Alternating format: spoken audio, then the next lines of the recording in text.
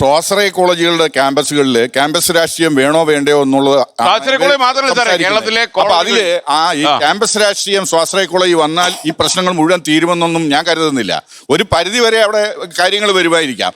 ക്യാമ്പസില് ചിലപ്പോൾ പ്രശ്നങ്ങൾ കൂടും. ഇപ്പൊ ഈ പറഞ്ഞ കോളേജ് അഞ്ചരക്കണ്ടി ഡെന്റൽ കോളേജിന്റെ കാര്യം തന്നെ നമുക്ക് എടുക്കാം. അവിടെ എന്ത് നടക്കുന്നു എന്നുള്ളത് ഇവിടുത്തെ വിദ്യാർത്ഥി സംഘടനകളെല്ലാം അവിടെ പരിസരത്തുണ്ട്. അവർക്ക് ആർക്കും ഒന്നും മനസ്സിലാക്കാൻ സാധിക്കുന്നില്ല. യൂണിറ്റ് ഉണ്ടെങ്കിൽ മാത്രമേ അവിടെ നടക്കുള്ളൂ എന്നുള്ള ഒരു ആ കാര്യം പറയുന്നതിൽ അർത്ഥമുണ്ടെന്ന് എനിക്ക് തോന്നുന്നില്ല. കാരണം ഇവിടെ അവിടെ യൂണിറ്റ് ഉണ്ടെങ്കിൽ മാത്രമേ അതിന്റെ ഉള്ളിൽ പോകാൻ പറ്റുമോ? അങ്ങനെയുണ്ടോ അഞ്ചരക്കണ്ടിയില്?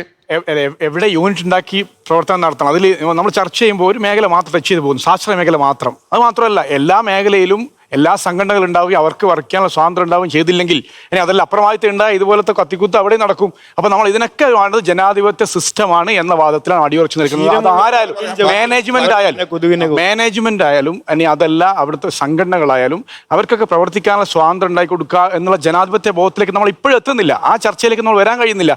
ഇത് നേരത്തെ ഇവിടെ SFIയുടെ പ്രസിഡന്റ് പറഞ്ഞല്ലോ, വിദ്യാർത്ഥി സംഘടനകൾ കേൾക്കാൻ എന്തിനാ മീറ്റിംഗിൽ ചോദിക്കേണ്ടി വരുന്ന സാഹചര്യത്തിൽ ഇപ്പോഴും ആ മനോഗതിയിലാണ് ചില അധ്യാപകർ നിൽക്കുന്നത്. അതൊക്കെ അല്ല, വിദ്യാർത്ഥി രാഷ്ട്രീയത്തിന്റെ ദുഃഖം ഇന്നും അനുഭവിക്കുന്നവർ നമ്മുടെ കൂടെ ഇപ്പൊ ഇരിപ്പുണ്ട്.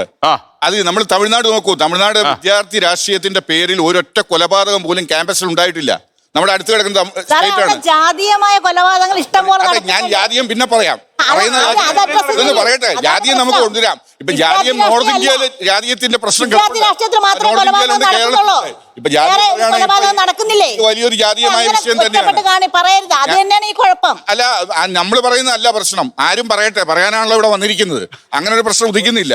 അതുകൊണ്ടാണ് ഞാൻ പറഞ്ഞത്, ഈ കോളേജിലേക്ക് ക്യാമ്പസ് രാഷ്ട്രീയം വന്നാൽ ഈ സ്വാശ്രയ കോളേജിലെ പ്രശ്നങ്ങൾ മാത്രം മുഴുവൻ തീരുമെന്ന് ഞാൻ കരുതുന്നില്ല എന്നാണ് ഞാൻ പറഞ്ഞത്.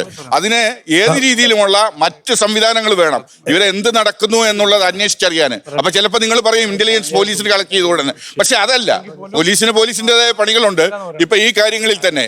അപ്പൊ അതിനുള്ള ഒരു മെഷീനറി വേണം, അല്ലെങ്കിൽ ഒരു ഓഡിറ്റിംഗ് സിസ്റ്റം ഇവിടെ കൊണ്ടുവന്നെങ്കിൽ മാത്രമേ പറ്റൂ. സ്വാശ്രയ കോളേജിന് മാത്രമായാലും മതി, മറ്റു കോളേജുകൾ വേണ്ട.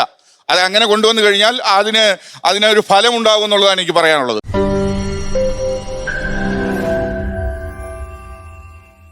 ലോകത്തെവിടെയായാലും ഏത് സമയത്തും 24 വാർത്തകളും ഓഗ്മെന്റഡ് റിയാലിറ്റി പാക്കേജുകളും എക്സ്പ്ലെയിനറുകളും വിശദമായി കാണാൻ ഞങ്ങളുടെ YouTube ചാനൽ നിങ്ങൾക്ക് സബ്സ്ക്രൈബ് ചെയ്യാം.